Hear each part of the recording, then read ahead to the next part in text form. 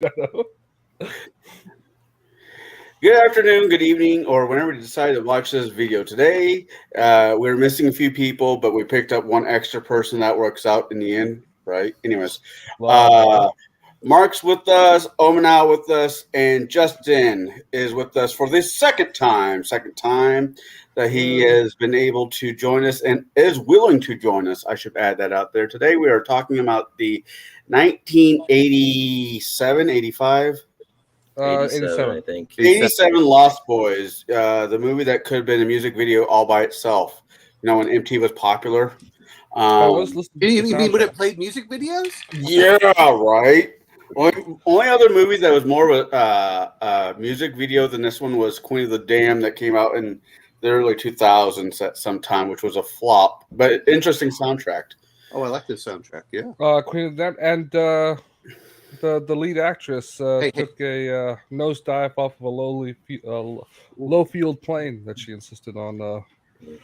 Yeah, yeah. I'm gonna say this much though: is you're forgetting about the other great movie UHF. UHF. Oh, Weird Al's movie.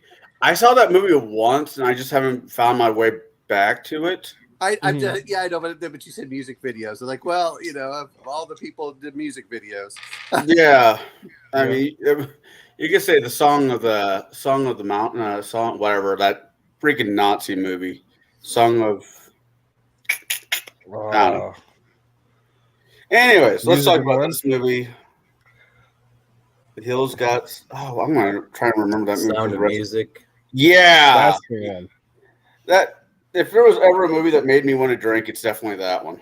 Now, you know me. There are three people credited on IMDb as Surf Nazi 1, Surf Nazi 2, and Surf Nazi 3, but I have no idea where they are in the movie. okay. They were the ones that they killed. The ones that stole the comic books and stuff. But here's what's funny: Oh. if anyone has ever watched the movie Surf Nazis Must Die, I think that's where they brought that up from. Yeah. Okay. Those guys didn't have any. I don't know where they came up with it. I'm just saying. I do feel YouTube cheated says- though. I do feel cheated though. YouTube says no to Omanal. You were cheated. That's why it stopped. I do feel cheated that I did not see. What was it? I did not. Well, I did not see. What was it? Ted in the movie. I can't remember. Oh yeah, Oh, we yeah, saw yeah. Bill. No, We Bill, saw Bill. Bill. Oh no. Anyway. No, we saw. Did we saw? Oh, we saw Ted. Yeah, I can't remember. Whichever one. We didn't see we didn't see his sidekick in this one. Yeah, we saw Bill. His partner in crime. Yeah. He is. When we get to the We worst didn't characters. get Bill, but we got the Coreys, but we'll get into that Yeah. later. All right, so Bo's the one who picked this movie. Unfortunately, he's not able to join us because real life is real life, and he can't be here. Shadow is doing something parenty with his son Jack, so he can't be here. So this is the crowd. This is what everybody's working with today. I will start with Mark. What did you think of this movie? It was good. It was fun.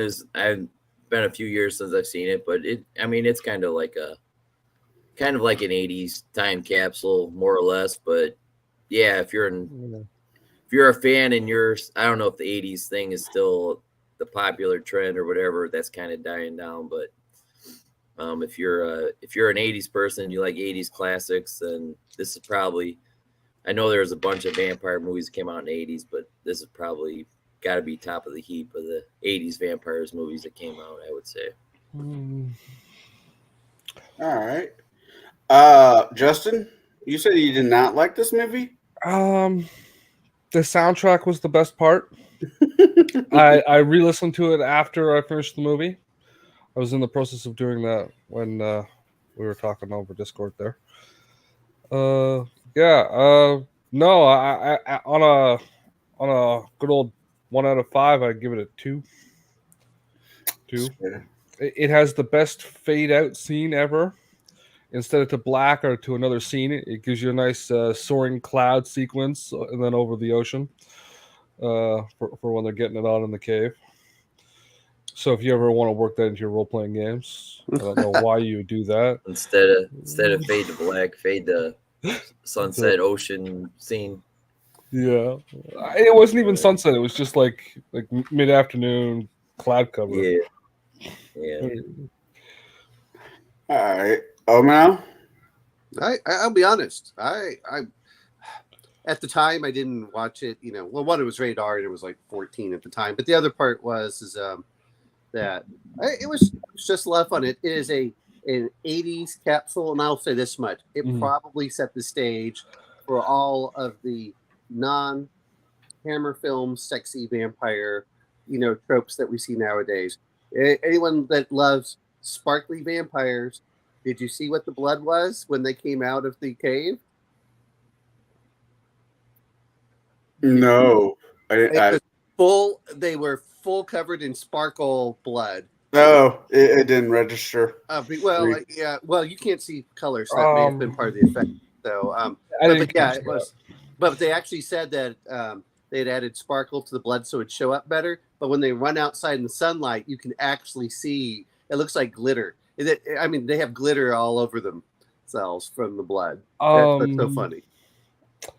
When they're confronting Max at the dinner and they shut all the lights off, the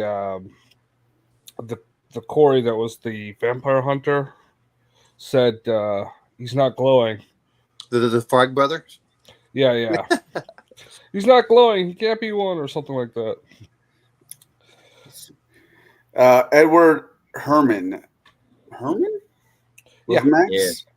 Mm-hmm. Man, this just guy. call him Mr. Gilmore. I've seen him. Yeah, I remember him from the Gilmore Girls. Yeah. He was also Richie Rich's dad in the one movie that they made. I'm used to seeing him or hearing him on history documentaries on the old History Channel documentaries where they would have him doing the narration. So he was, Eddie Herman. I think he did. I might be wrong. Yeah, he was on MASH. But I remember like an episode. I remember him dressing up as one of the monsters from the old TV show. It might have been like for a different show, but I remember him dressing up as Frankenstein. He played Mr. Munster in the remake of The Munsters. So that's what I'm thinking. All right. What did I think of this movie? I agree. I actually agree with all of you guys. I think this movie has some really fun high points in it just for the era it was made in. I kind of missed that era. Granted, I was a kid. I was 4 years old when this movie came out. But I was leaving all the Reagan politics to the side, leaving all that to the side. It just looked like it was a fun era. Part of it just comes that, people talk about the Reagan era, but honestly, it was a time of prosperity. If you look at 87, it was a time of really, people talk about the Cold War, but we'd felt a big pride on things. But so there was that aspect. But let's be honest, I think it did the proper aspect for both horror, for psychological horror and regular horror and comedy. And I think that they did a good balance there. Yeah. Okay. There was a Munsters reference in the movie when the kid ran out during the final fight scene. He's like, Attack of the Eddie Munsters. So, okay. Yeah. It's weird. It was weird seeing the Coreys that young. This movie was definitely a vehicle for them. Even though Stand By Me was there was Stand By Me, and then there was the Goonies, and then I think this was the breakout for Corey Haim, wasn't it? I think weren't they both in Explorers? Or this was the first one. I think they were together actually. Okay. I think it was, yeah. Yeah, I read something. They became friends after this one. Yeah. Because I was like looking at his the movies that he did, and there's like License to Drive. There was a bunch of them where they were friends. It's just it felt like they were just outside of this and the other stuff I've seen. They were like basically made to be best friends, and it just went. I would screw them both up.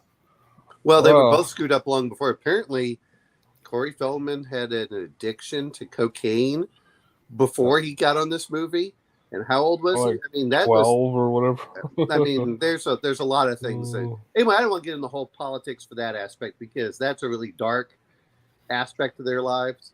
And I'm just like, well, I'm just going to focus on the movie. But yeah, I mean, there's a reason that Corey killed himself, unfortunately. This movie is awesome, and there's just some really tragic elements to the movie. Not the movie itself, but the actors and some of the people in the movie. Speaking of which, Star, the actress, is worth probably more money than all of them combined. Yeah, it's worth like $3 billion. She and her husband. I was like, from what? It can't be from acting. No, they own basketball at the Bucks, right? It was the Milwaukee. Yeah, the Atlanta Hawks, and I think they own another franchise. I mean, they're worth $3 billion. You got to give her credit for that. I mean, hell. Yeah. And you know what? And I'll mention one other thing. She's actually stayed married to her husband for what, the last 30 plus years. You got to give some credit for that, Hollywood. Yeah, I think well, 6 months. You got to give him credit. I think the last thing I saw her in was, was it Twister? Yeah, but she's been doing stuff. I looked her up. She's been doing stuff, I think, right up until now. I'm just saying the last thing I saw her in. It's she was in ER. She was in a few other movies. Few other Modern things. Oh wow! Yeah, Modern Family. Yeah. The Neighbors. She was in that for 44 episodes. So 4 years, 3 years. So she's been active. I just don't think that she looks. You know, it sounds like more she does this for fun than trying to actually survive. There's a big $3 billion. You said. So since we're going with the talking about the, you guys want to talk about the actors, or are you going to do the characters? Because we're going to eventually just talk about both. I would rather talk about the characters and then... Start with the characters. Yeah. All right. Well, the obvious question: who was everybody's favorite character? Because there was a list of very interesting characters in this movie. Except for the vampires, they weren't all that. They were interesting, but not like stick with you kind of way. All of the characters to me were just kind of like very like vanilla. I know what Mark's going to say. I do, but I want to hear what Mark has to say first for his favorite, because I'll probably have the same one. Okay. All right. So they're all vanilla for you? That's too bad. Not even you didn't even like the grandpa? I think the grandpa was awesome. The grandpa was good, but he had like 4 lines, right? No, grandpa. The grandpa's my favorite, but what was Mark's favorite? That's what I want to hear before you. Yeah, Mark, who's your favorite? Yeah, either the grandpa or the guy playing the saxophone. Yeah, he is guy playing the saxophone. Yeah. There's a bunch of memes with that guy, and I think you can get a Christmas sweater with him on it. I still believe believing in Santa Claus. Tim, he was the actual singer too. That was funny. Yeah, the ripped punk rocker or whatever. Yeah, Capello. I don't know how to pronounce his name. It's Cappello. Oh, I looked this up earlier. But I mean, but that guy was Capello. But I looked him up, and that was the actual artist that did the song in there. So I was like, oh, that's kind of cool. Yeah. But apparently he was a fixture around that area. But come on, the grandpa just comes in and he has the bear sign at the end. That's one of the reasons he hates Santa Clara, all the vampires. Well, that's why I was saying. I don't know, were you here when I said Okay. Connell, I regret not telling him the name of the episode, Deus Ex Grandpa. Okay. Yeah, he said that. That's all right. It happens. Well, you know why he came back and why he was angry? He found out the widow did not invite him over, and he wasn't getting lucky. I mean, that was the real...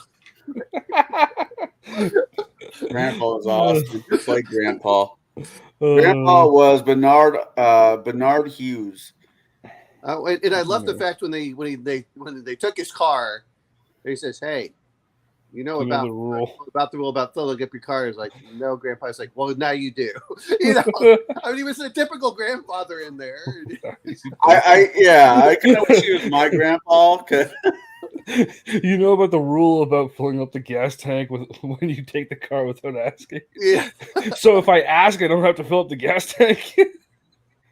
Well, I mean, come on. He's like, all right, we're going to turn this beauty on. And then he turns it off, and it's like, okay, that's as far as we go. You know? That's the I closest. thought, we're to town going I to, can get. I thought we're going to town, Grandpa. This is about the closest I don't want to get. He knew. He knew about the vampires. Yeah, well, that's the end line of the movie.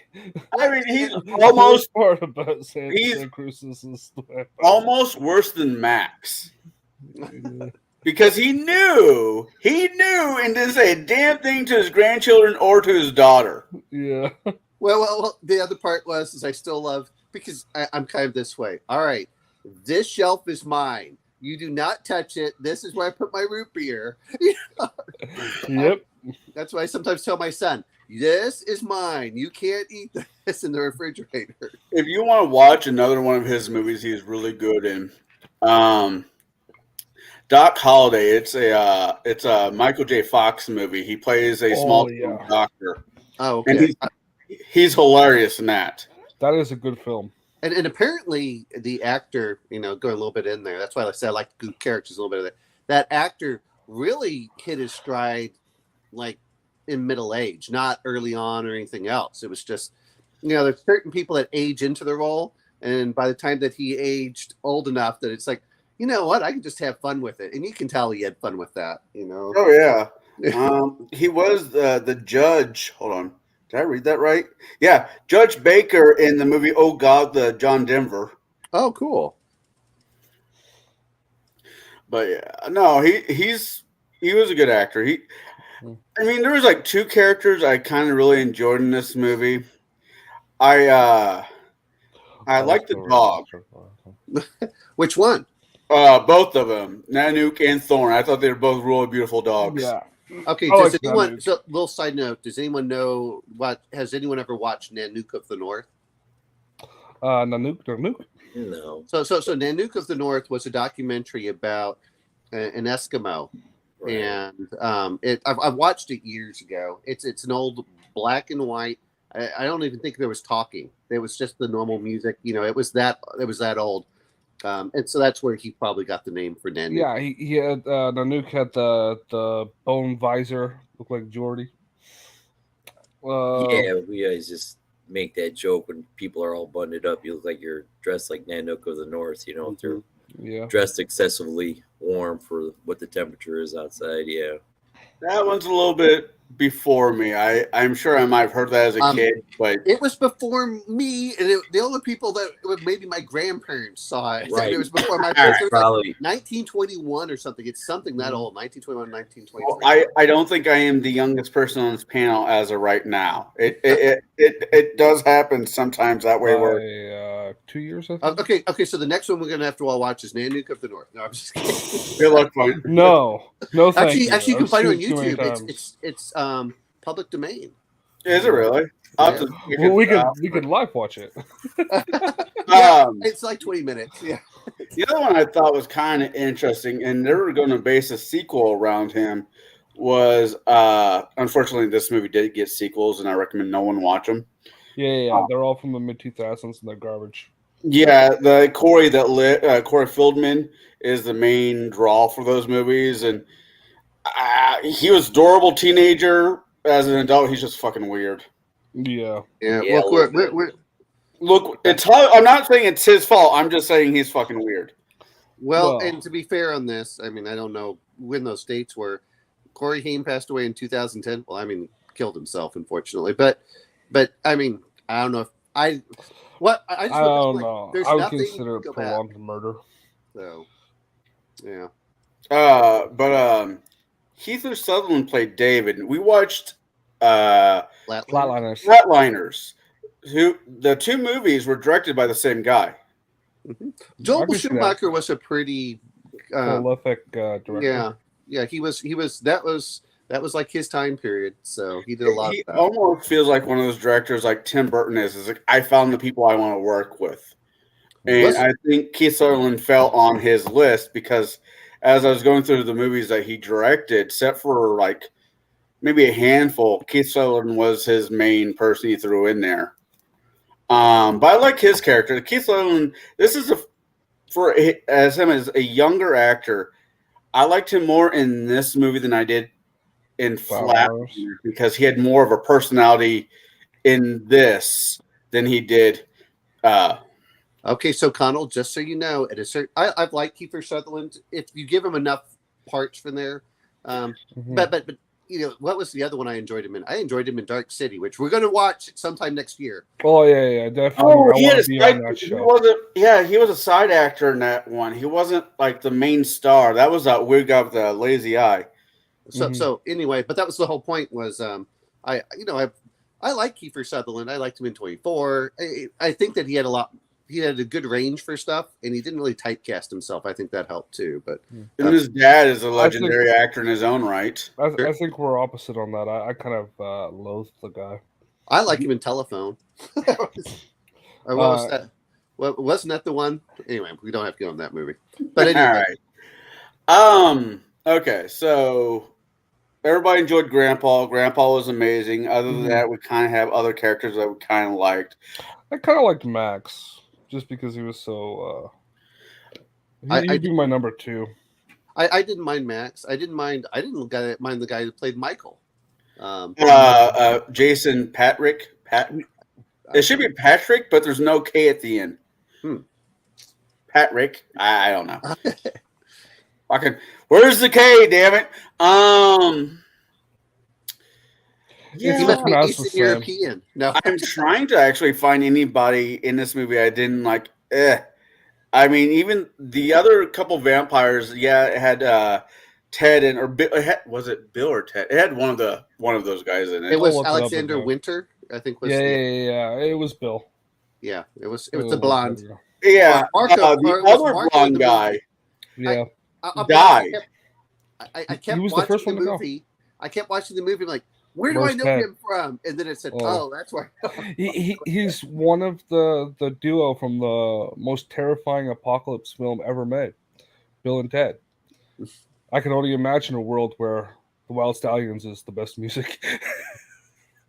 Ouch. I was going to say there was a few actors. I mean, granted, Grandpa died of old age, but Corey Haynes and one of the other vampires, Corey Haim. Who all over at cares? one point. Corey and Corey. But one of the other vampires died of some lizard, some liver lizard disease, or something like that. I'm like, damn. Okay. This is gonna be weird, but was there actually any characters in that you didn't like? I mean, I thought me personally, I thought everybody was about. You had your characters you like, and everybody else was just is. I kind of hated Alan Frog. Oh, okay. Yeah, the other brother. Mark, I guess. Anybody I didn't like? I don't know. Probably wasn't his fault really, but I just didn't get the whole point with the real little kid. But for some reason, he kind of annoyed me. But Oh yeah. I don't think it was his fault. But I don't know why he was Child really actors. put in there. But maybe just it's supposed to be a shocking thing. This guy's making a vampire family from real little to old. I don't know. I think the whole point was for the milk carton picture. Oh, Yeah, just Well- to do the disappearing people. that was him. That's right. That was him on that milk carton picture. Okay, yeah. But it wasn't just that he was on the milk cart. I agree with Mark that the little kid just it just seemed off. But then the other point that came down to it was if you looked at all of the missing persons that they had on each of the throughout the movie, it was just a flyer of missing person. Yeah, and I think that's why the kid was there to tie the missing people to the group a little more. Yeah. Instead of just having it be like a Stars picture, or David or whatever. them being vampires, I was kind of curious how old Star and some of these other vampires were. How far back, throughout history did they go? Because when you think of vampire movies, you think of, well, they've been around for forever, right? But the kid was like the youngest one or the newest one. It felt like. I think maybe Star, because they're using the "you haven't killed anyone, so you're not fully turned" logic, and she went back to being human at the end, so she was probably bitten. And she kept saying it gets harder and harder. Yeah. I mean, that said is the feeling that I got with the Lost Boys, which was actually they were fairly recent. Whereas Max, I don't know how old he was. He came. The feeling I got was like he could have been hundreds of years old. Yeah, he could have been 1660 or 1960. It's all the same. But with him, with the others, I figured they were all actual punks. Yeah. So they were probably within the last 5 to 10 years. I did like even. I did like the beginning where he just kind of runs them off. What did I tell you about being out here? And they're like, oh, and they're just. They drop little hints in there of what's going on, but showing up at his house. Asking for an invitation. Yeah. Oh no. The Lost Boys showing up at Max's house, and it cuts off to Jason and Michael and Star hooking up. Yeah, but I think they did good with that because they cut it the same way they cut the security guard right at the beginning. So it leaves you thinking that they ate him until you see him later. Yeah, or at least they they didn't necessarily just kill all the time. They had to have something personal. So it was kind of like, oh, we're just going to intimidate you kind of thing. Mm-hmm. I did think it was odd that the rival gang would go steal comics and they were reading comics the entire time. That was kind of weird. There's aspects. All right. So who was your least favorite person there, Omen? The little kid. I felt really more because it didn't really develop anything between her and Star. That was part of it. There was a little bit of aspects to it, but he could have disappeared and the movie would have really lost nothing, in my opinion. All right. Yeah. The kid's name was Laddie in this show. Yeah. Which is like really ingenious. Yeah. So I said the other comic book brother, the other Alan Frog. Alan Frog. I think he was just thrown in there for some reason and didn't need to be there whatsoever. Well, you had to have two of them. You had to have two of them because they had to play off of each other. Otherwise, it just doesn't make sense that you just have the one. Yeah. But I didn't really feel much of that besides the comic book scene at the beginning, and he was kind of annoying there too. And then he just felt like he was taking up space. I don't like the child actor as well, but I also see why he's like a prop for Star's protection nature and all that stuff. And that was actually featured a lot more in the movie than. Yeah. Okay.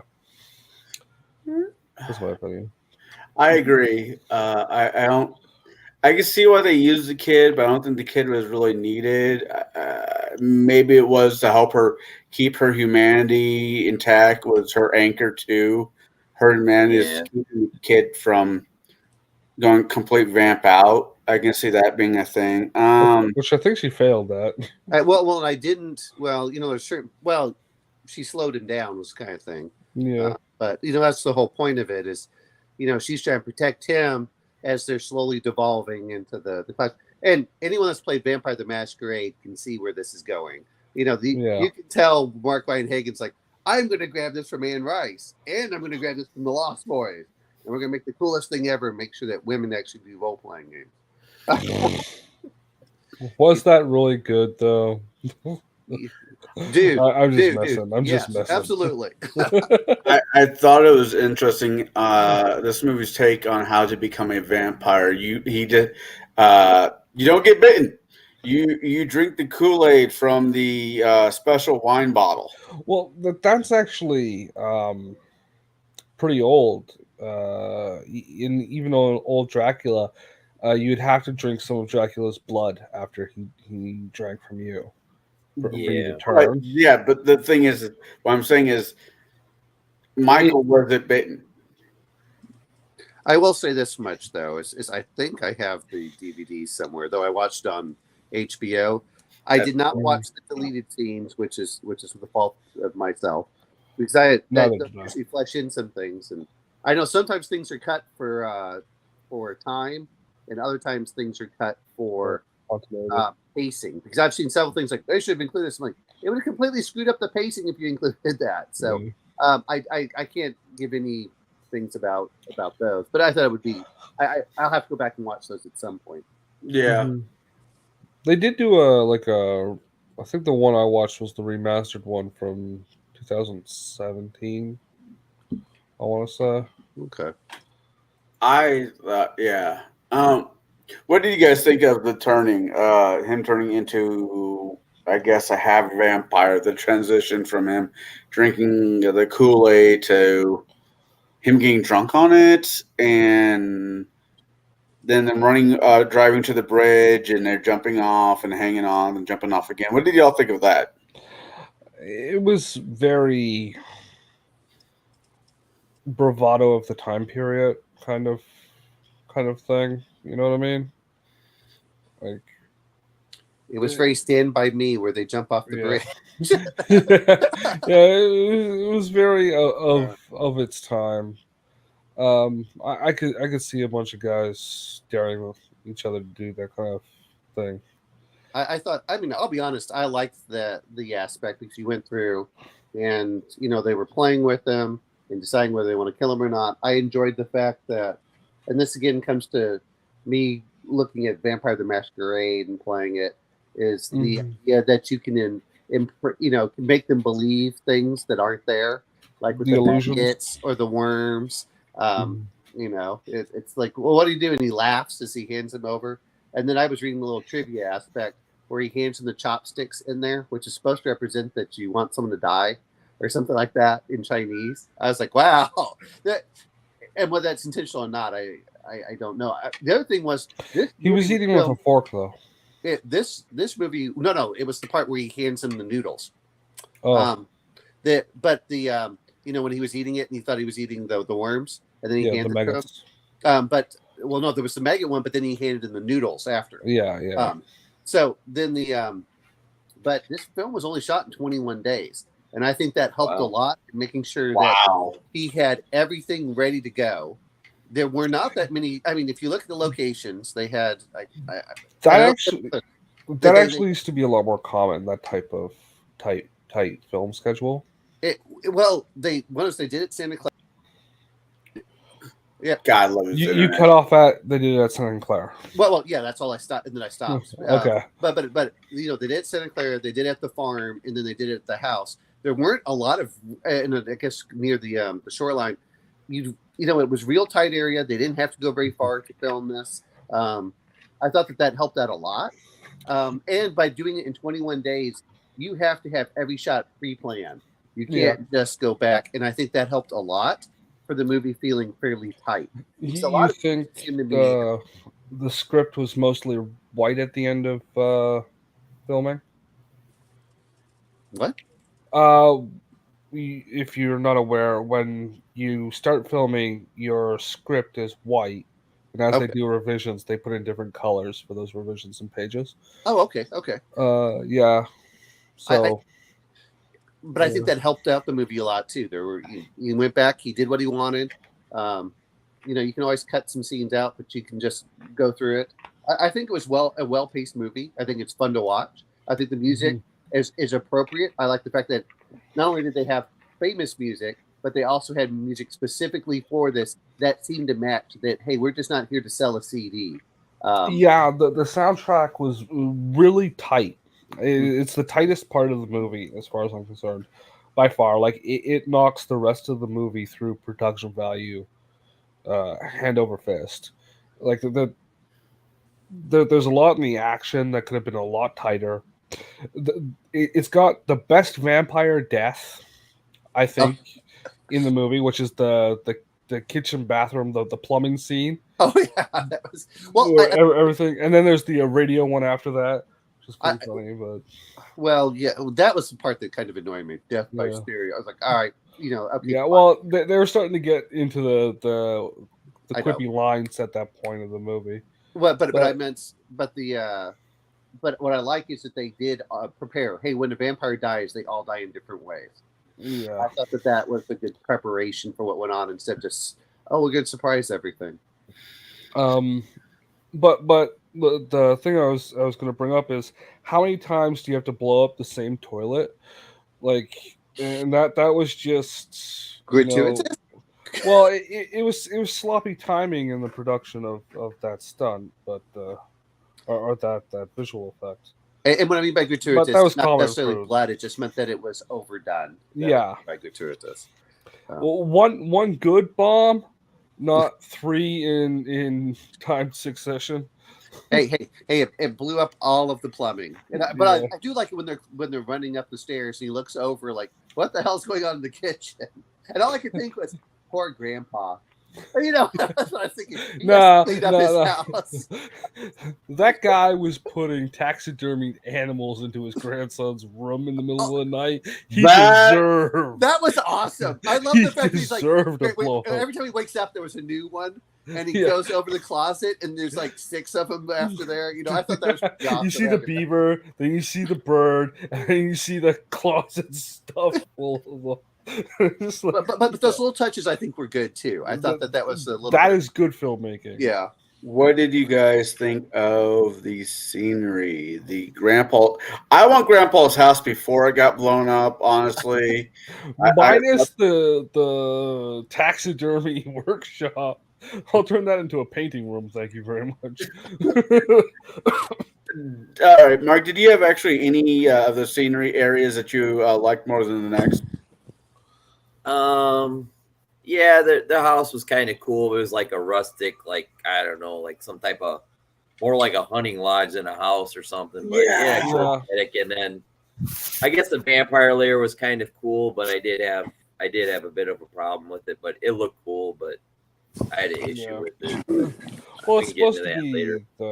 the room of like a bus station or There I was think a it was a high-end. hotel. It was a high-end hotel that sank beneath the cliff after the earthquake in 1900. yeah. I just thought they could have done more with it. I mean, Well, it's been like 85 years or whatever. I liked. I'll be honest. I liked all of the I won't call them sets, but some of them were like real live locations. So that was the Yeah. like that. I thought the carnival did very well because Yeah. whatever. I forgot what it's Boardwalk, the yeah. boardwalk or I forgot what it's Yeah, that called. was But, cool. The boardwalk. but so the boardwalk. I'm sure that they used it in what was it 1941 or 1942, whatever that movie was. yeah. Probably used the same one there. Probably. I thought that they did that. I like that. The house I thought was well done because that it had the creepy feeling of the house, but I did like Yeah. the fact that Grandpa was actually on a piece of property outside with that, and I did like the cave. I mean, I thought those were all, and again, they didn't have to use all these different settings. Yeah, I Mhm. liked all the settings though. A couple of tight transition shots, driving or walking or whatever. Yeah, And that's all you need. Yeah, the downtown carnival. No, it wasn't carnival. It wasn't festival. the boardwalk I think was well. Boardwalk. I thought that was interesting. I always find those to be interesting. I've been to a few places that have them. I like the cave. I really did like the cave. I like Grandpa's house. Mhm. I like the fact when they crawled into the cave, you had the normal bed and things. Yeah. And then when you went down and and I'll be honest, I thought they did a good job with the characters as vampires by not Yeah. overdoing certain parts. But I did like the fact that they were hanging upside down with the claws. Yeah, and they're the bat feet. Yes. When they're, and then I assume they go back to normal human feet. Well, we don't know. We never saw their feet. after. Yeah, that's why I said assume. That's what you do. Everyone has to take off their shoes before they come in the house. You're not being invited until your shoes are taken off. Yeah. Garlic doesn't work. Well, it works, but only if you're. Oh no! No. He says that. That's why I got Connell to name the episode that. Yeah, it was invited because Michael, which technically does not work. That bothers me for a hot second. Dear old Grandpa was the owner of said house, so therefore he would have been the man of the house. So the only person that would have been able to invite dear old Max in would have been Grandpa. But as soon as Max showed up, Grandpa hid. He said, "Nope." Yeah, I think it's just occupant. He was just placating the son for the Right, but the way Max says, well, since you're the man in the house, I will not enter unless I get your permission. Well, that is great in theory. I know there's a lot of vampire books, movies, comics, and so on that goes with that direction. But the owner, you have to be invited in by a person that owns the house, and that would have been dear old Grandpa. And Grandpa would play the noteboat and hid in his let's stretch some animal skin around weird things to give to my grandson. My favorite time that was ever done was in Buffy. Spike comes to the door, and Dawn is taunting him. And she goes, "I dare you to come in here and say that." And he goes, "Yeah, thanks." And then it cuts, and then it cuts back to them, and they're playing like Super Nintendo. Actually, Buffy the Vampire Slayer had a very interest because anytime one of them says, "You're no longer welcome in my house," they buy it's like they get a wire attached to the back of a harness, and they were just flown out of the house. Yeah. Well, that's a little bit of trivia. The David hairstyle is modeled after Billy Idol. Billy Idol. I can see that. Yeah, I mean that was that kind of. I mean it's that era. You know, like you said, they were kind of punks anyway. And it's interesting that the question is when were they turned, because it seemed that the guard had known them several times, and when they finally kill him was the time that I guess he said that that's just enough. That I thought was kind of interesting is Max let the Lost Boys run around. I want to make sure I'm correct. Aren't the Lost Boys also the reference to Peter Pan? Yes. Yeah, that's what I assumed it was about. Yeah. It was the dark side of, if you want to turn a trope around, that's where you do it. You do it by a whole different movie instead of saying, let me go take your beloved characters and completely bastardize them. Instead, you kind of do a tongue-in-cheek homage to them without actually doing that. Because it isn't about tropes, it's about destruction, right? Like I know, but that's my point. It isn't about creating something new. It's I don't know. I'm like your childhood. Wikipedia, and there's a thing for David, and I'm like sitting there trying to read David's background or his fictional character biography to see if he has any kind of. How old was he? Was he Max's first? What of the recent ones was he Max's first change? Because he was the leader of the gang. Yeah. So I assume he just. Go ahead. Oh, sorry. I assume he just took the hoodlums that kept bugging his video store. I was thinking a little bit differently, which is he's the. I think that he turned him relatively recently, so we don't know how many others there were before him. Right. That was the other point. Like I said, with the guard, the guard says, "Hey, I've told you about this before." And he's like, "Oh, okay," which makes me think he turned him relatively recently. Yeah, like the last 6 months, year, something like that. Yeah, last couple of years or something. It was because it seemed like why did they pick the guard out? Because they were mad at him for whatever reason, and not just for that one incident. Right. I was going to say, in real life, we have sick bastards out there that will completely kill a entire family. Just family killers. Max, he's the opposite side of that coin, and he'll kill them, but he wants the family. Right. So it was an interesting. Oh, that's why he died. It was it's an interesting concept for a vampire movie. It wasn't, just bleed, quite literally bleed the town dry like 28 days later or whatever. 28 days. Yeah. 30 Days of Night. Yeah, that's the one I'm thinking about. A lot of the werewolf. Jesus, Mary and Joseph.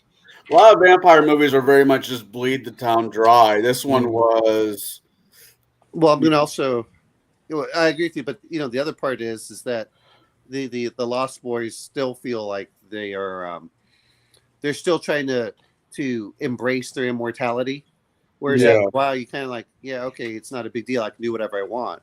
And that's why he wanted the mother. Is like, hey, you need a calming influence on them. They feel very fresh. Yes. Even though I don't like the punk like mentality, like it's not an aesthetic I like, but I get like it's it was an 80s aesthetic. I mean, yeah, it's relevant to the time period that the movie takes place in.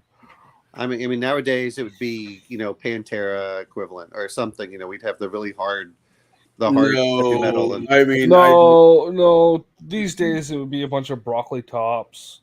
Just walk. The Lost Boys would be a bunch of guys wearing man buns. No. That's still like 15 years out of date. Well, I will say as much. The last heavy metal concert I went to, everyone was in their mid to late 40s or older, and so some guys want to do a mosh pit, and we're like, no, not doing that. I got the hardest thing the new Lost Boys would be listening to is The Weeknd. What was it? I got to see Ace Frehley do a show at a bar when I was in Missouri, and I think I was the youngest person there, other than maybe the bartender. You know what? I will say this much: is I went to for Dave Mustaine. I went to a Dave Mustaine concert a couple years ago, so it was the first concert after COVID. Well, at least when Texas had opened up, so they reopened it, and I thought it was pretty funny. Just looking at everyone around there and like, yeah, we're all in our 40s and 50s. And then I went to another concert. What was it? Really old guy had problems with the COVID vaccine from England. Damn it, I can't remember. I can remember everything about it. Anyway, they were younger in that show than they were in the Dave Mustaine one. So it was better than but there were younger audience members in there than the Megadeth one.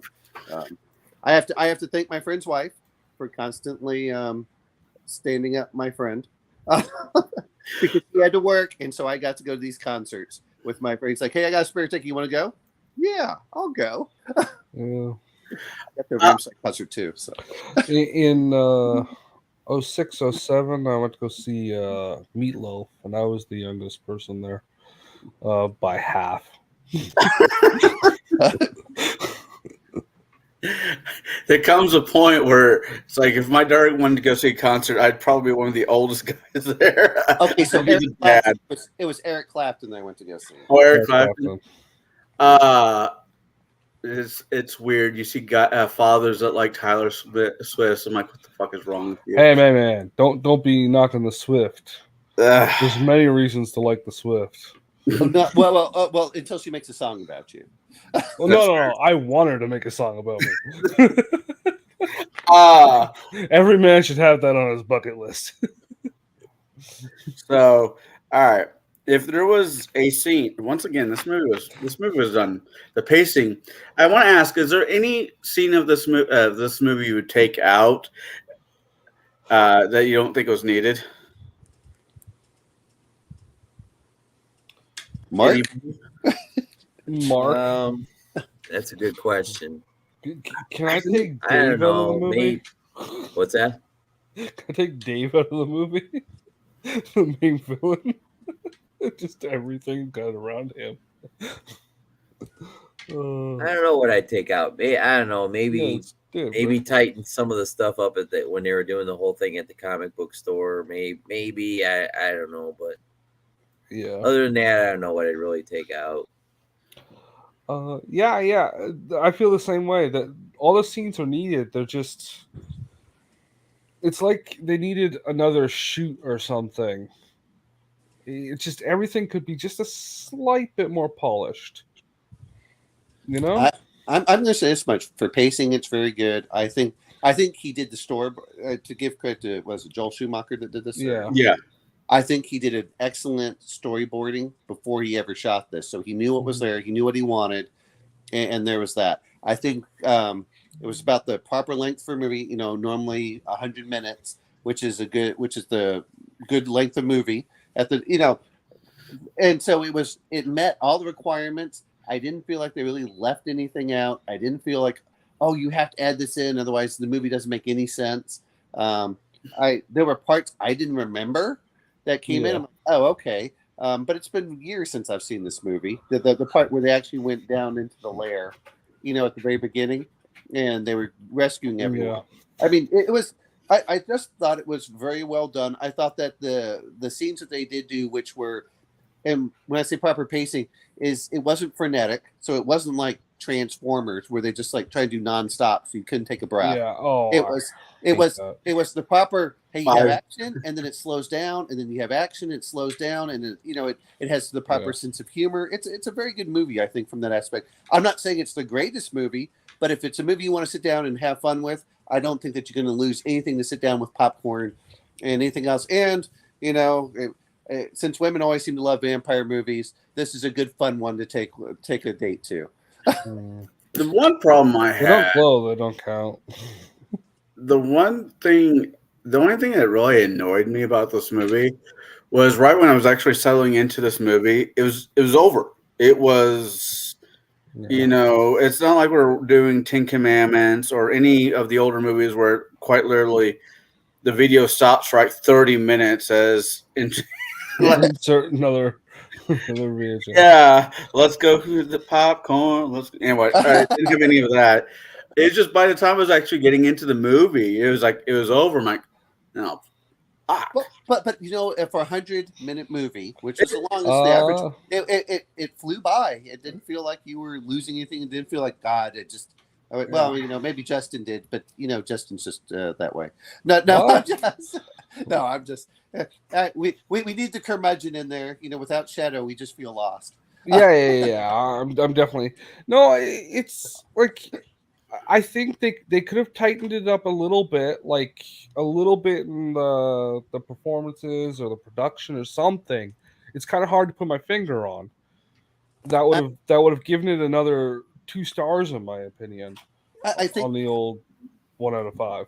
I'll say this much is when they attacked the guys around the bonfire.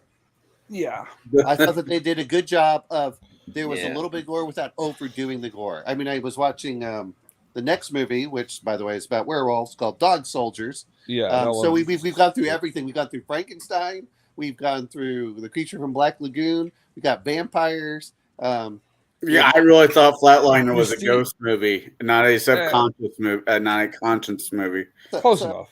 Yeah, it was the ghost of their past. We watched Scrooge last year. It's very similar. No, you could have watched Monster Squad and wrapped them all up in one movie. Yeah, Shadow hates that movie for some reason, I think. Well, you know what though is we could have always watched The Addams Family. That was another one that was on the list of fun movies. But we've gone about the whole circle for that. Yeah. At least we didn't watch. No, we have. Poltergeist. Well, that would have been the ghost. Talked about Poltergeist. That would have been the ghost movie. Yeah, I feel really sad for that girl. Oh yeah, she passed away young. Yeah, too. yeah. Which girl? The blonde girl. Blonde girl. Isn't that Drew Barrymore? No. No. Wasn't she also the voice for Ducky off Land Before Time? I have no idea. She had like some degenerative disease, and she died like during the editing of the 3rd one or the 4th one. Right. Something like that. Yeah. She was like 12 or something. Yeah. That's too bad. Yeah. But no, I'm excited about doing Dog Soldiers next week. Well, we can do Dog Soldiers next week, and if you want to do the double feature, I would like to do what we did with Mark, just so we're already basically in what Well, if you want, Like, we could cut for 2 hours. Come back. I got things to do tonight. But if there was a way for us to actually do a double feature next week, which would be Omen House, like we did with you, Mark, be the Dog Soldiers. And what one did you pick for your military movie? We Were Soldiers. That's the Mel Gibson one, right? Yes. Isn't that like 19 hours long? No, it's a solid 2 hours though. Mm-hmm. It's kind of slow at the beginning, but it's better than Gallipoli. That was yeah. I think I saw it. That was like the very start of the Vietnam War, right? Wasn't it? Yeah. Yeah. That was the Yeah, first yeah. major military one, and there's Yeah, because they had to. It was like a completely foreign and different like warfare and tactics they had to start. Yeah. I Yes. remember. I saw it a Yeah. long time ago. Yeah. I loved Sam Elliott's character in Okay. that movie, where that young soldier's like, "Nice day, da da." What the? I'm like, no matter. Are you a weatherman? Yeah. It was that kind of thing. And actually, because I have the DVD, I watched the extras in the background. And just a little side note, they renamed Fort Benning to, I guess it's Fort Moore after the Al Moore in there, or Hal Moore in there, in the movie. So I mean, I don't see Bo's out for all November, and it sounds like December. Mark, do you mind doing a double feature next week? It's fine. Don't matter to me. That's fine. Because I'm talking to Shadow and I talked to Omen. Some of these movies we only really need 45 minutes out of a 2-hour show. sure. Mm-hmm. And this one is not one that we really hate. We're not really going into deep depth. I will say this much. If you're going to play Vampire the Masquerade, I think that you should watch Lost Boys, and then you should probably go read Interview with a Vampire. Yeah, a lot better than watching Twilight. Oh, God. When you before we get out, we in this one totally. When you go into the gore, I thought that was really cool.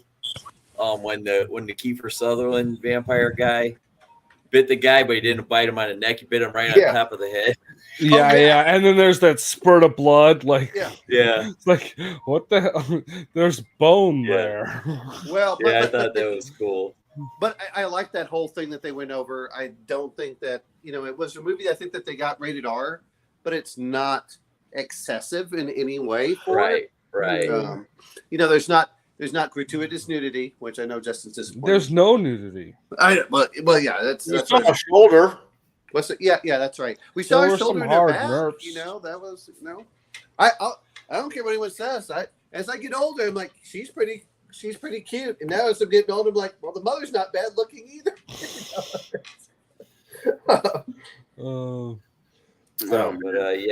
There was a couple vampire lore things I had problems with. Okay, everything I keep reading now is like a vampire's reflection should show up in a modern day mirror, because I guess the reason why they showed up in the old mirror didn't show up in the old mirrors is because they had backed with silver. They had silver in them. Okay. But now they say they should reflect in newer mirrors. And then I thought did reflect. vampires always had an aversion to moving water. So why Yeah. did they have their hideout right next to the ocean? Well, you know what I mean? This is where I think that, and I think this is where Ravenloft did a good job if you start reading it, is that certain vampires, depending on their age, were immune to certain things. And I think that was, I think it was and I don't remember when they did the Van Richthofen's guide, but that was the same time that Vampire the Masquerade came out, when they started saying, hey, not every vampire is vulnerable to every item. I did speaking of which I did enjoy, is when they were having the wedding, or was it the baptism ceremony, and they went in and were just getting the canteens full of holy water. Yeah, and that's what was in the bathtub with the garlic they mixed. Yeah, well, no, Right. I know that, but I just thought it was funny of watching the parishioners' faces as they're just going glug glug glug, Yeah, as much holy like- water as they can.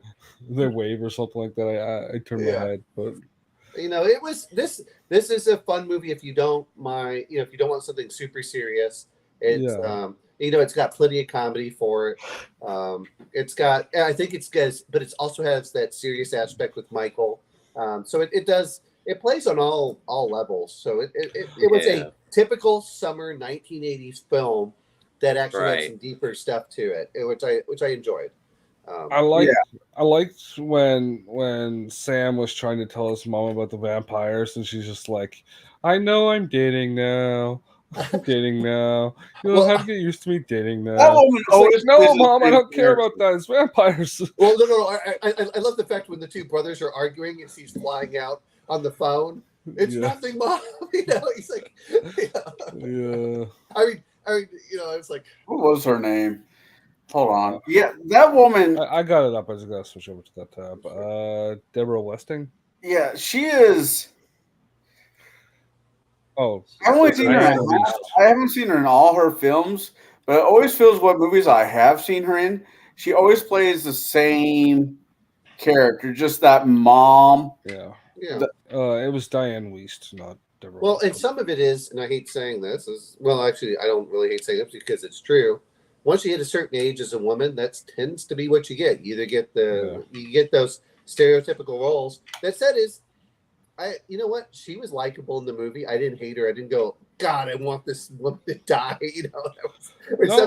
Sometimes just like give it her. I thought that. Oh hell!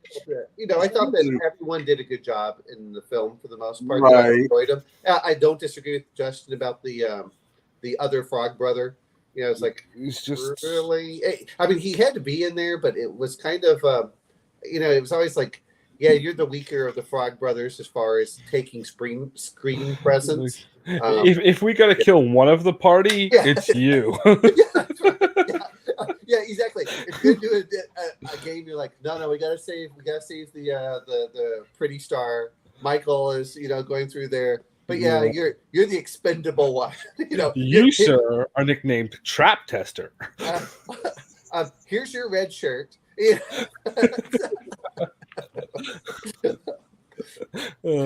I did not know she was. I remember I watched Footloose a few dozen times as a kid. Still watch it every once in a while as an adult. But she was in Footloose. Oh, cool. One of the moms. I guess she was in. I remember her in Edward Scissorhand. As Yeah. one of the moms. Yeah, Well, you know what? That's you say that is. People say it's typecast, but at a certain point, you might. I'd as well rather be typecast than on the blood. Yeah, exactly. Right. Because guess what? right. You still get residuals if you get talking parts. Yeah. Oh. well, as long as you're not typecast the same way that Sean Bean is. All right, you've been in the movie for 15 minutes. It's time for you to die. Hey. Sean Bean. No. Hey, he was in the Sharps movies for like 12 of them. I mean, he was in the Sharps. He was in the Sharp series, and let's not forget that he was also in which he did a fantastic job as the villain in the Snowpiercer. He was Oh, the Justin TV Black. series. The TV series. I mean, come on, he steals the show. It's just so great watching It's him. why you got to kill him off in 15 minutes, or Yeah. you won't have a movie anymore. You'll just have a Sean Bean monologue. I gotta watch the Sharper. I know it's. I know of it. I've been meaning to watch it. I just haven't got there yet. So Snowpiercer, the first season seems pretty rushed, but boy, once Sean Bean comes into it and you start seeing him, and he is the villain that you just love to hate. It's like, oh, it's more Sean Bean. I gotta watch him. He reminds me. I know you haven't been there, Connell. He's like Bester in Babylon 5. You're just like, Yeah. God, I hate him. I wish he was. On I would love a show with just Bester. I know. Well, I feel like there was a real tragedy in that. It's because Walter Koenig, that was probably the best role he ever got, because they just let him. Here, you just ooze out. I'm like, man, he gets yeah. Go ahead. The majority of the original cast of Babylon 5 dead, like in real life. I'm not talking about the characters. I mean, yeah, Pretty much. Yeah, the lady who played I'm not just trying to be morbid. I'm just like, I think well, to be fair, it ended in what, 98 or 99. So you're looking at almost 25 years. So you have to add that up. I think Bruce Boxleitner's still around. And Claudia Christensen, I think, is still around. But the lady who played Delenn passed away. Though I liked her as an actress, and even when she was in Lost, I liked her. But anyway, I don't want to go too far off tangents now. I'm going to say this much. If we're going to talk about this, what are your favorite vampire movies? Because we're on a vampire kick, so let's go ahead and talk All about right. favorite vampire movies. I like the Underworld. I like the idea of Underworld. I didn't like the execution The of first Underworld. one. The first one. Yeah. I have issues with that movie, but as a whole, it was a decent movie. Yeah. Favorite vampire movie? Favorite vampire movies, not just one. What's your top 5 vampire movies? I'll start with you, Omen, now since this is your question. Ah, damn it! No, I like the Hammerhead. I like the Hammerhead. The Hammer films with with Christopher Lee as I enjoyed those just because I grew up as a kid. Those were so classic. So you got that one, and of course I enjoyed Lost Boys. I don't really like the Blade, but I think that you should have to include that in there somewhere. Blade Trinity is the best film ever made. Fight me, bro. You can buy that shirt off my. I did not like the Blade movies, but I understand where they came from, and I think that that's one of those that you should be watching. The second is the best. I didn't mind. No, it doesn't have Jessica Biel in it. Wait, which one's Ultraviolet? If any of you saw that. Yeah, was she? I didn't know that was a vampire movie. I think that wasn't Ultraviolet and had vampires in it. No, there was another one with Mila Jovovich that she was a vampire. That was Ultraviolet. Ultraviolet was the one where she was the assassin, wasn't it? I thought Ultraviolet was based off the cartoon off of MTV. Yeah. No. That was the Unfledged, which was. You're right. Yeah. So it was Ultraviolet. Yeah, Ultraviolet was one, and then I'm trying to think, and I don't know if you only want to consider it, and not that it's the greatest movie, but sometimes I think you have to include Omega Man with Charlton Heston. Were they vampires in that version? I thought they were zombies. No, they're supposed to be like vampires, afraid of, because of sunlight and stuff like that. They're supposed to be kind of vampire-esque. I think there's that. I mean, if you really want to go to it, how can we forget Life Force if you want to do a sci-fi movie? Life Force? Or just Vampire. It's a terrible movie unless you want to watch lots of gratuitous nudity. But it's not gratuitous. It's tasteful. Anyway, it's all right. Excessively tasteful. What's your top 5? Probably the OG, Bela Lugosi, Dracula. I like the Hammer horror ones. I like just like how I didn't like it necessarily just for Dracula, but I like the way the Peter Cushing's Van Helsing played off of Christopher Lee. I really like those two guys together when they were in the scenes together. Maybe another one that's over the top. It was just kind of silly, but I kind of liked it. I think it was called Vampires. It was the John Carpenter one with that. They were like in New Mexico or something like that. Yeah. I'm really sad. The author that wrote that, because it was a book, died just before the sequel. Oh man, finished the sequel. Well, I agree with you. 2 books. Vampires was a good one too, Mark.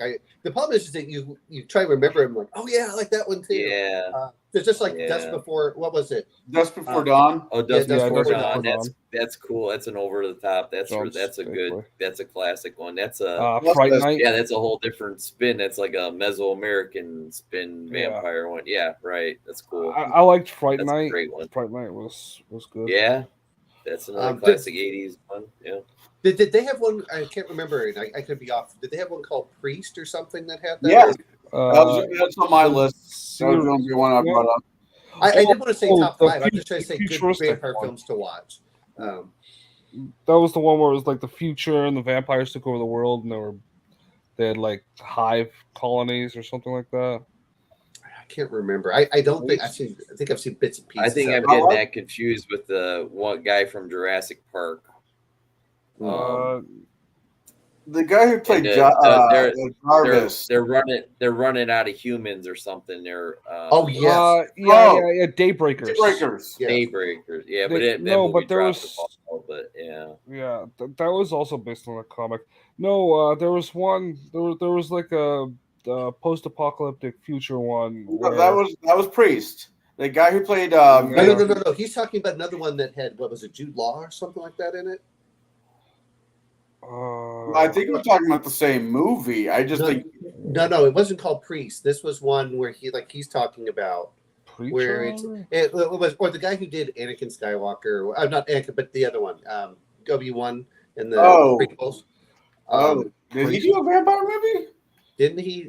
It was the same. It was one of those two that was. Yeah, it was Priest, 2011. Oh, okay. But I thought there was another one in there that had. It was the guy that was whipping himself in that. He was in Knight's Tale. He was Vision in the Marvel series. He's done a shitload of movies. Okay. Dracula Untold, the 2014 one, wasn't as bad as people made it out to be. That one was actually decent for what it is for being a Dracula movie. Bram Stoker's Dracula with Gary Oldman. Yeah, absolutely. There's a lot in there. Top 10, definitely. I personally liked Interview with the Vampire with Brad Pitt and Tom Cruise. Yeah. Because it was more of a. This is gonna be weird to say. It was more of an elegant vampire movie than elegant. It was sophisticated. I know what he's referring to. I do know what you're referring to. It was just not a. Sorry, I've been through several of the novels, so. Well, the first novel was fine. The first one was fine. The rest get a little. Anne Rice was just after little 50 Shades of. Yeah, they start getting. Yeah. I read all the Anne Rice Vampire Chronicles. Some of them was like I don't know, for one odd reason or the other, I enjoy them for what they were. Somebody mentioned what was that one with the female that died in the plane crash? Queen of the Dam. Yeah, that was part of that series. That was an attempt to reboot the. Yeah, well, there was the Vampire Lestat, and then it was Queen of the Damned, and then what was the other one? Then they had Tale of the By Thief, which was number 5. I don't even know what number 4 was. By the time I read Tale of the By Thief, and I was just so pissed off. It's man. It's not a movie. It's an animated TV series on Netflix called Castlevania. That one, for being being a vampire, was fun. This is based on a video game. There was that one. There was another one out there. Well, I mean, if you go and look at some of them, not that it was really my thing, but True Blood. Yeah. True Blood lost me as soon as they put fairies in it. I'm like, yep, this is where I got the boat. Thank you. I preferred the Suki Stackhouse novels over True Blood. Basically, all that stuff came out for Vampire the Masquerade, and then Werewolf, and then all the other things. And so that was all those hot properties. And then they said, oh, well, we'll bring that over. And there was, I think it was early 2000s, maybe it was even late 90s.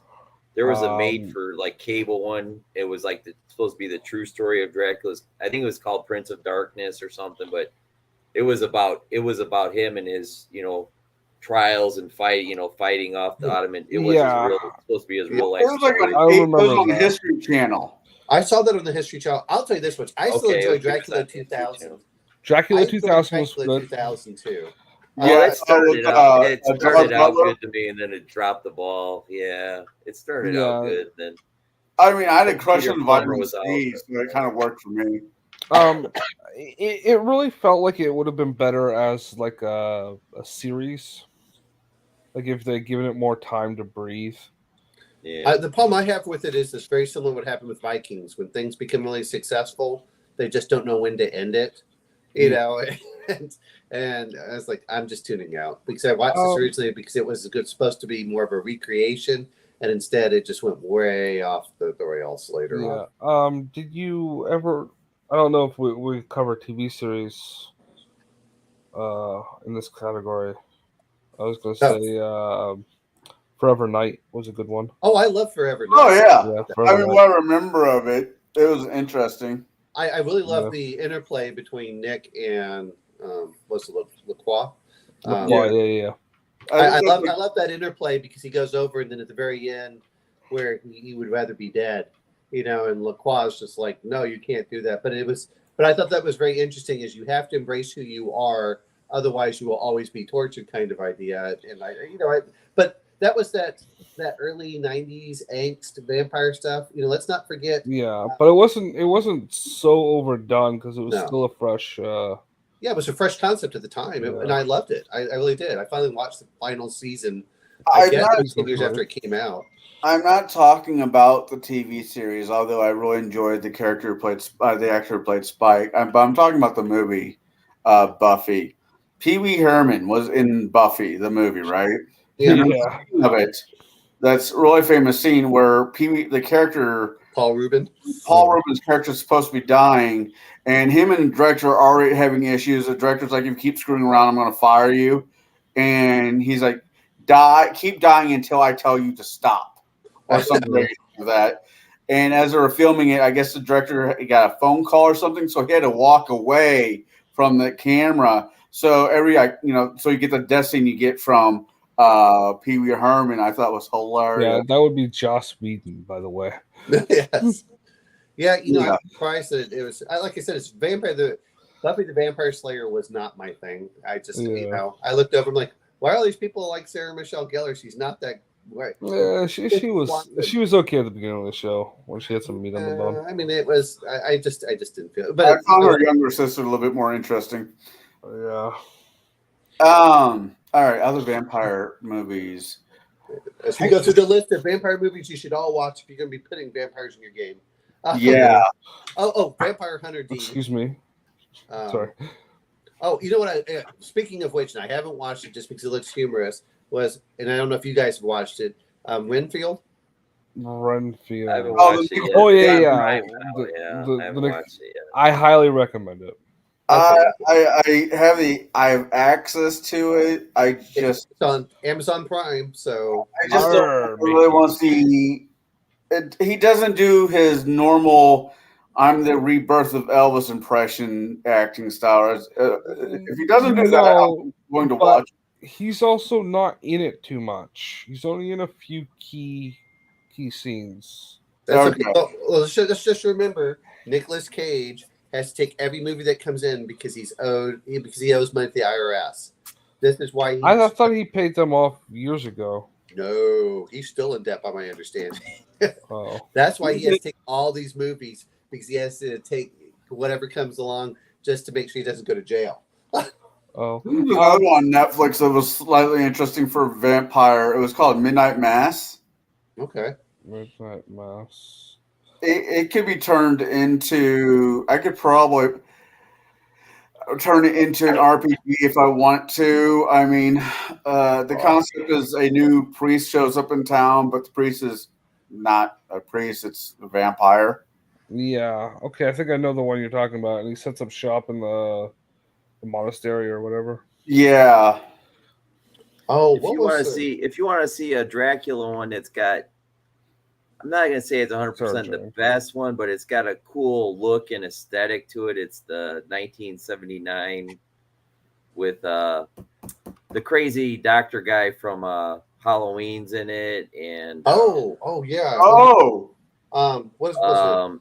it's Is that got a Lovecraft? different look to it. Yeah, I'm kind of like nostalgic for it because I remember like catching it when it came on TV and recording it on the VHS tape off of TV when I was a little kid and stuff like that. But I'm trying to think. If you want to do kind of humorous, you've also got Once Bitten, Twice. Oh, what is it? Or Twice Bitten. Oh, the George Hamilton one. Yeah. What was I've that? never Yeah, heard that was of it. funny. I'll tell you what's the most hilarious. I don't know that you'd be allowed to even do it or talk about it or show it today, but it was Zorro the Gay Blade. I have George not Hamilton. seen that one. But Oh my No. God. I remember when I was a little kid, we went to see it. My mom Mhm. couldn't make it. We were walking out of the movie theater. My mom was still dying laughing, but that was a funny movie. You could watch Embrace of the Vampire with what's her name from Who's the Boss? Speaking of which, and I don't know if this is it, have any of you watched Half-Life on HBO or Half Worlds? No.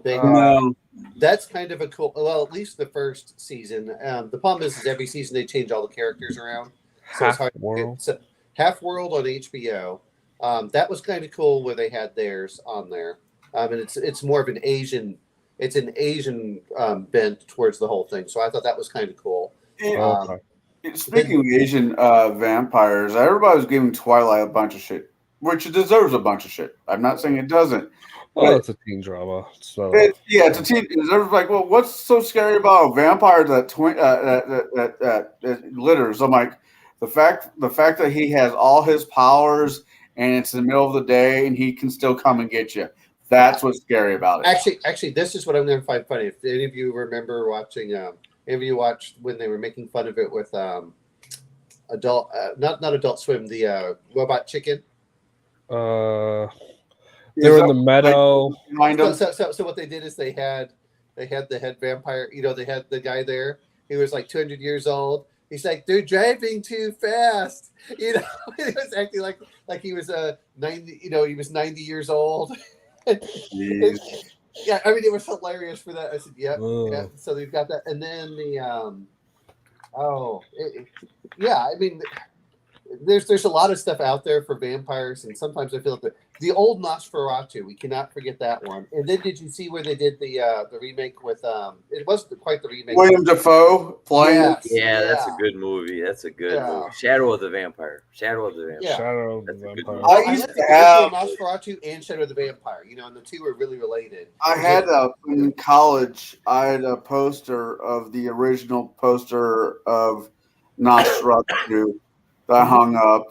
I don't know. I wasn't goth or emo in high school. I didn't do any of that, but I did like dark movies. I mean, I had The Crow too, so I don't know. Well, but that's the whole point is to have fun with these movies, and the other idea is, like you said, is originally was, hey, what are you going to watch to get the vampire? And I think really to get the full range of the vampire films, you have to go for the ones that are like the Hammer films are more of more of a Renaissance style aspect, or a they're in the 1700s kind of aspect, 1700s. So you get that feel. Then you do the more modern vampires, and then you do the futuristic vampires. Yeah, I think okay. Well, how am I going to do this? The only one I can think of is, were there any middle-aged vampire movies? I can't think of any. They did that one Underworld series. Remember where they went? It was like the werewolves and the the Rise of the Lycans. Yeah. Yeah, but wasn't it a flashback that they did that? No, it was all in that time period. It was like a prequel. okay. It was a prequel. Yeah, kind of that girl, Kate Beckinsale, whoever her name was. She wasn't in in it at all. Yeah, they had some other actress play her. That one, and then that movie, it was okay, but it kind of got weird with the guy from The Hobbit, Dracula something or other. I forget. But Dracula Untold. Yeah, I like that one. I liked it for what it was. Yeah, it's like I just got done watching the Tom Cruise remake of The Mummy. I'm thinking this movie is fine. I don't know what people's deal was. It was just like here's the problem. I just wanted the fun movie that they had. Well, which I thought was funny because I didn't even get the hype when the Brendan Fraser's The Mummy came out. Oh yeah. And that was just fun. And whenever wrapping up quote the end of October here, a lot of these are just fun movies that are out there. It's like, oh, okay, it may have slightly scary elements, but those are the things that I like for it, and not everything has to be set in modern day. And the problem is that I think all too often now, movies just don't know how to have fun. They just want to be out there and promote some message, and you have to do a deeper meaning, and we just don't care. Like, oh, we just want to sit there. We go to the movies to escape. Stop trying to bring in the real world into my damn movies. I watched a movie not too long ago called Vampire or something like that. Dampier. Sorry, Dampier. Okay. And it was like what's she called? Like took place during the what's it called? The Balkan Wars. Yeah. And there's like this guy who was born of a woman impregnated by a vampire or turned pregnant or something like that. And he has the ability to actually fight vampires where nobody else can. and then it's really worth a watch. It's only like a year or two old. Okay. I'll find the link to it and drop it somewhere. It's not that vampires are around a lot of different cultures, and that's one of the reasons I or at least that idea of them. Yeah, an idea of vampires. They're one of the few monsters that actually every culture basically has their variation of it. The other one is like werewolves. Werewolves, there's like maybe one or there's more. There's probably more than one or two, but they're also across the board. There's some variation of them too. Vampires and RPG. I think you could run a half vampire, A blade style. You mean like a blade style? Yeah, Dampier. I think it's Dampier in a good campaign, in a good line campaign. Yeah. Here's the way I look at it, and like everything else, and everyone wants to argue about this. As long as the characters are of roughly equal power, it's not really an issue. The problem that all too often is you get the main character syndrome where like I'm the half vampire and everyone else is just relegated to my sidekick. Yeah, that's kind of how that movie goes. Like the one vampire that he turns to his side is kind of a sidekick, and then there's the human, or like the soldier dude. And they need to dip their bullets in his blood or something like that. So those are the things that I worry about. But no, to be fair on that is when it came to vampires, it was all I know that Rifts had their vampires for theirs, but I liked Vampire the Masquerade. I thought it was pretty cool for the time. It was fun. It was different than everyone else's take for the longest time in role playing games. D&D did their I'm a Ben Richton's guide, which made vampires more interesting again for monsters. I'm of the opinion that if you're gonna make a game, make something unique. Don't just copy. It's what though is I don't disagree with you on that, but sometimes it's like, okay, what are you adding new or different? But at the end of the day, we are blessed with tons of RPGs, and everyone tries figuring out what's there. Yeah, play Morkborg, damn you. Well, I'm not against certain ones that are out there. Like I said, the only thing I had against Morkborg is I just don't like the art in it. The whole system is free on their website without the art, so. Yeah. Well, and I was like, well, I can just play with OSE, which they're all pretty similar. But a lot of it is, if I'm buying a game or something, I want the art, I want the whole effect. I do not. If otherwise, to me, it's the old Traveler, which had nothing in there. It was just a little textbook. It wasn't that much fun, and that's not what inspires me. Art inspires me. Rules do not really inspire me that much. I just imagine how different the landscape of RPGs would look today if they had decent art in that Traveler book, the original Traveler book. Oh, don't say that too loud. An old crusty guy from California might pop up in my stream, which I doubt that, and tell you how you're not a real RP person and you should worship the ground that Traveler. He puts art in his fucking games when he plays them, so that's bullshit. Okay, so to be fair, I like the Mongoose Traveler and how they've done it, but the old black and white books, which is the sad thing was the art was much better in Star Frontiers, but what was it, Lorraine Williams made sure she killed that. I don't know how it sold either. That's the other thing. But games never really die. They just get reincarnated into a new edition that either makes Nobody them better plays or worse. Speaking of the dead, you can't kill an RPG. It always comes back. Speaking of games, Mark, are you going to give us another Christmas special? Yeah, let me know. We got to figure out when we can do it and run it. But the one that you ran last Christmas was a lot of fun. Was it last Christmas? Yeah. Well, it was that time frame because I think that it took 2 sessions, so it was like 2 different. Now, this link you placed in the private chat, Mark, I assume that's for the Taylor Swift song "Bad Blood." No, it's It's an old X-Files episode. It has that ugly redhead kid from that baseball movies in it, and Owen Wilson's brother's in it actually too.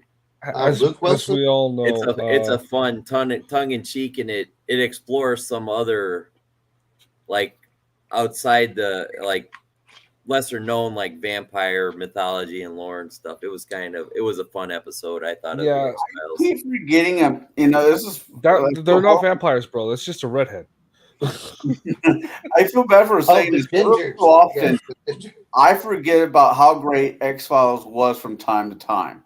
From time to time, there are a lot of bad episodes. If you want to watch a good one at Halloween, it's if you want a scary one, it's an episode called Home. That's like over the top scary. I mean, that's like super creepy. And then a fun Halloween one is the Postmodern Prometheus. It's awesome. I like. You know what I liked was the Devil Worshipping PTA. I like the X-Files as long as they didn't deal with aliens. As soon as they dealt with the aliens, I kind of tuned out. Which sounds funny. Yeah, but I liked it all, but their funny episodes were when they did their humor episodes. They were usually really good. I can't stand the actor. I have nothing against the guy personally. Just something about him just drives me up the wall. He's been in a bunch of movies like The Green Mile, but he was in an X-Files episode where he ate people's livers and his eyes were yellow and he could like bend and flex his body to anything. Hey, don't badmouth bending your fingers back. That's a disability that gets you. That guy right there though. There was not a whole lot of stuff that bothered me. To be a disabled person on staff. Really? Who in the world comes up with this? This is not a disability. This is just being flexible. Yeah, there was not a lot of movies that bothered me as a kid. Freddy and all of them just made me chuckle as a kid. I saw that episode when I was like 9 or 10 with the guy being able to do it. That right there was like, okay, this one's gonna hit. This one's gonna give me nightmares.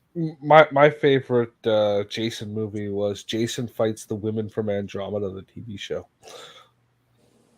Jason X. Jason X, yeah. The entire female cast from Andromeda was on that show. Oh, God. Hey, actors have to eat too. Yeah. Supposedly. No, they were still making Andromeda at the time. Jason. I just actually, through Halloween this past month for Halloween, I went and watched all the old Freddy Krueger movies and a bunch of them because the Freddy Krueger I always kind of enjoyed them in a weird way, except for the second one. The second one was just bad. But I try to get through Jason. I'm like, Jason is just dumb. But I'm like thinking, okay, how can I make this movie better? Wait, Jason is from the same universe as Ash versus the Evil Dead. Yeah. Jason, that TV show is worth a watch. I enjoyed watching that one, though I only watched it whenever I visited my friend. I plan on ripping off most of the monsters from that if I ever do it again. That was the one thing we all did not do. We did not include some of those because The Evil Dead is just a fun one. There were a lot of movies we could have picked for this time frame that could have just been pure comedies. It was Young Frankenstein. We could have, there's that one. Twice Bitten. That we could have done that one. We could have done the Addams Family. We could have done Evil Dead. I'm sorry, not. I don't like I didn't like Evil Dead 1 or 2, but I really did enjoy Army of Darkness. There's only one Evil Dead. The TV show. You should watch the TV show. I watched the TV show. Okay, the TV show was amazing. I watched all the episodes. Oh, okay. There was a show. There's only like 30 of them. So I like Bruce Campbell as an actor, so that's part of it. But there was a show. Oh, Bubba Hotep. How can we forget Bubba Hotep? Right, there was a show called Librarians. Yeah, Librarians. I saw it. And Bruce Campbell showed up as Santa Claus / Odin. Oh, okay. Yeah. They did the same thing in the Dresden Files. Yeah. We need to talk about when you want to start that up. Hey, are we trying to watch again? The Chronicles of Narnia and Bulgar the Starvarian. We're doing a year of sci-fi. We're going to do a solid year of sci-fi, and I'm fine with that. But There's a Christmas movie where Santa Claus goes to Mars or something like that. oh god, I'm just trying to help you here, man. I'm Well, not. that- You know what? I If think- we're gonna do that, we gotta watch the Futurama and Santa Claus. We're gonna be doing that, especially Yeah, just do a compilation of the Yeah. the Futurama Christmas episodes. Oh, actually, the other one I really love, which is not which is not the space. I still loved the when they did American Dad every year when they had their Christmas episodes, and especially when they decided to fight off Santa as they're attacking. So, Mark, do you have any idea what you're going to want to do for your military movie next month or this month? Fuck, this month. I'm not. No, I'm not. Well, like, are there any stipulations? Does it have to be like modern? Whatever you want. Modern war, As or long as can we it's do easy like? to access. That's the only thing I ever would ask for. Is as long as it doesn't come from the dollar store. Hey, No, there's a you lot don't of want one good of those? movies that Can Walmart. can I make an honorary Jackie submission? No. You can make a suggestion. Yeah. Independence Day 2. Which one? Oh God. No, I'm It actually covers like the Jackie to- quality of I film wanted- and yeah. isn't from a dollar store. I wanted to be military movies from any generation, military movies. Okay. No aliens, no boogeyman, straight military. Because the 11th is Veterans Day, Yeah. and I I was would like also to joking. I would like to somewhat be Yeah. respectful to that fact. So more something that represents either a real war or a real battle. Right. I mean, I would accept. I don't know if I truly accept this. I would accept Braveheart. Yeah, but is that really for Veterans Day? They were soldiers. I mean, they were soldiers. Yeah, but Veterans Day is really trying to remember. Or you just do want to do American? Well, Veterans Day isn't just that. It was World War all I. from World War One. So it's Yeah. really from while we put it in there, the idea was I was trying to get something probably within the last 200 years was my goal for Veterans That's Day. fine. That's fine. Okay. Well, then All that's right. like what was that Mel Gibson movie, Patriot? Yeah, Well, Patriot. that would be even older. That would be older. You said 200 years. Yeah, but 200 years puts you in 1820. Yeah, that's true. So Civil War. Civil War, War and World on. War One, World War Two, Vietnam. Okay. That was and really, I don't care if you want to do something like, hey, not that I've seen the actual movie. I watched the miniseries. Was all is quiet on the dawn or something. It's the Russian one where he gets a bunch of female troopers and they have to stop I recommend the series. I'm not saying that we should do it. Yeah, but- series. I don't No. really want. It's a good series. That's all I'm saying. It's only like 5 episodes, but what I'm trying to say is I don't want to do that, but it's an excellent series. I recommend anyone watch where he has like 5 or 6 female troops, and they're supposed to try stopping this infiltration unit by the Germans, and I thought that was an excellent film. Actually, it was an excellent miniseries. It was part of a film. But some things they probably condensed it too much for the film. But the miniseries was excellent. I highly recommend it. It's on Amazon. If you watch it for whatever, but not for us. Series. All right. I mean, you can do Longest Day. You can do Kelly's Heroes. You can do what was it? I haven't seen 1917 to be honest. I Yeah, that's good. haven't seen either. No, we talked about doing like a pilot episode from a sci-fi show for next year. A pilot episode of When We Were Soldiers or Pacific, or I think those would be acceptable in my opinion. The problem is the pilot episodes are usually trying to build everything up, so there's like no action. I mean, that's the Or problem. you can pick a episode from that series. Okay, yes, okay. That was that one with when we Band of Brothers at the bottom the Battle of the Bulge. Well, there's Battle of the Bulge. Well, you know what? Then there was the Battle of the Bulge. Let's not forget the what was it? What's it called? The Longest Day, and then what was the one where they screwed up badly? Oh, you know what would also include this? And I just realized it with I'm saying last 200 years. You got Zulu. Zulu's a good film, man. I don't think I've ever seen Zulu. You should see Zulu, man. I'm trying to get something in the last 200 years that feels more. I like. I didn't see the one that was which was they did another one, which was the Battle of Intowan. It was the one where the British got slaughtered. During the battle that happened right before it. Yeah. And I'll be honest, I've never seen Gallipoli. I I'm leaning towards. I think I'm leaning towards Fury or maybe Black Hawk Down. Okay. Okay. Cool. Well, I love Fury. I've seen it recently. I haven't seen Black Hawk Down since it was released, so I look forward to seeing that one again. Whichever of the two you want to pick. Okay, we could do either one, whichever is easiest for everybody. When we get to me, I'll just keep it in the back of my head, and I'll look to see what ones are the easiest available to get to. Omenal is going to start us off with when we were soldiers and Dog soldiers when we were next soldiers, week. right? Okay. Yeah. Then I don't know. I'll think about.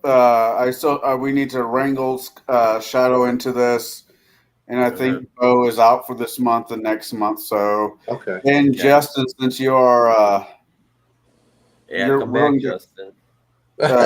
You get a pick. What? Oh, I you want to pick a war movie for next month and come back and join us again? He's gonna pick All Is Quiet on the Eastern Front. It's probably no. I was gonna say I'll forgo picking. Okay. Because it seems like there's a heavy docket. Yeah. I'm not a war film Bridge guy. Too Far. Oh yeah, that was the one I was thinking was A Bridge Too Far. There was that one in there. But Zulu's a great one. There's some great films out there that I think, of course, that they do that. I've never been a big one for the Civil War. My father was a big Civil War enthusiast, but then he'd say, go read the book while we're visiting the battle sites. That pissed me off so much. Like, really, Dad? What's that one? Not Gone with the Wind, because fuck my life. Yeah, Gone with the Wind. That's the one I'm picking. Oh, no. Damn, you were watching Mary Poppins. I'd rather watch Mary Poppins. You know what? Connell's going to say, I'm going to combine two. I'm going to make you guys watch the others. No. There's a Michael Collins movie. I mean, those were soldiers, right? I'm trying to think of what the other ones were in there. So I was trying to pick, like I said, something within the last, but there's a lot of war films. A lot of them, of course, are World War II. Not too many in World War One. Those are, like I said, I'd love to see 1917. I haven't. Just because cinematically was fantastic. If we got the time, but not in the frame. Dunkirk was a boring mess. I believe you. Dunkirk was an amazing movie, but it was hard to get through. It was boring. Yeah. What year did Sharps take place? That's within the last 200 years. Isn't that Waterloo time? Yeah, that's Waterloo. So it's a little bit before. Yeah. Damn. If we got time, we'll vote on it. All right. Well, it's 1:43. We're gonna go and call it here. So we're gonna watch Dog Soldier, reviewing Dog Soldier, and we were soldiers. And when we were soldiers next week, for those who end up watching this video later, I will try to get to both of them, and if you need me to fill in, you know what though is I know that those are pretty long, and if you haven't watched them, well, some of us we've missed weeks, and I know that Shadow would watch it like the day before. A lot of times I'll watch these movies like a week or two in advance, or well before then. So if it's too much, if you saw it at some point, my view is you can still give your impressions of it, of what you remember. Yeah, as long as you're able to talk about it. Yeah. I watched the Lost Boys this afternoon. Yeah. Well, to be honest, as I went through, like, how come I don't have this on my music list? Yeah. I was thinking the same thing. Well, I mean, I have the CD, the old CD, soundtrack. I'm like, why isn't it on my playlist? Well, it's like when I watched Babylon 5 last, I was like, What would be faster, downloading it or walking the 15 steps over to the shelf? It turned out it was downloading it. Well, yeah, I mean, yeah, that's the funny thing sometimes. Like, I've got them, but as long as they don't do the weird letterbox, which I noticed when they did the Yeah. letterbox, they just cut the top. I'm like, Yeah. just make it square, okay? Or I'm sorry, yeah, it's just like I don't need to have it. Well, it's really bad when you get the letterbox and the pillars. Oh So, yeah. so you only got like a 16th of the screen actually showing the movie. So anyway, yeah, but yeah, We Were Soldiers. I mean, there's kind of a personal feeling for that. But yeah, there's but and Dog Soldiers I think is fun though. I think it's a bit gory. I keep forgetting just how gory a lot of times they want to make movies. Yeah, I had a Werewolf other one for Halloween but Bo says I don't do well with gore. It just kind of it's like, well, I'm just going to take this chunk of my list over here. Well, and to be fair, they did a good job on this movie with the Lost gore. Boys. Yeah. They did the right amount of gore in my opinion, there was without like overdoing it. one blood spray. That's about Well, and then when he was exploding, there's something, but it was like, okay, but it wasn't overly gratuitous. Like sometimes it feels like, hey guys, we need to add an extra 30 seconds to this. We're gonna just like that's throw an arm off Yeah. screen. well, they did have At least it's not like one of those anime where it's like 30 gallons of blood just shooting out. Yeah. I've seen vampire. It's like vampires want great big mosquitoes. They just keep it all in their gut, so when they blow up, it just goes Yeah. everywhere. You got a 20 gallon carboy pumped for a hangnail. Oh yeah. Anyways, everybody's watching this. We'll end up watching this later. I have fun with this video. I had fun with the movie. I will look forward to doing this next Sunday with these people and hopefully Shadow. I might get lucky and able to talk Bear from Generation X Bear to join us, maybe if he knows the movie or not, just to keep things interesting. With that being said, everybody out there, stay warm, be nice to your neighbors.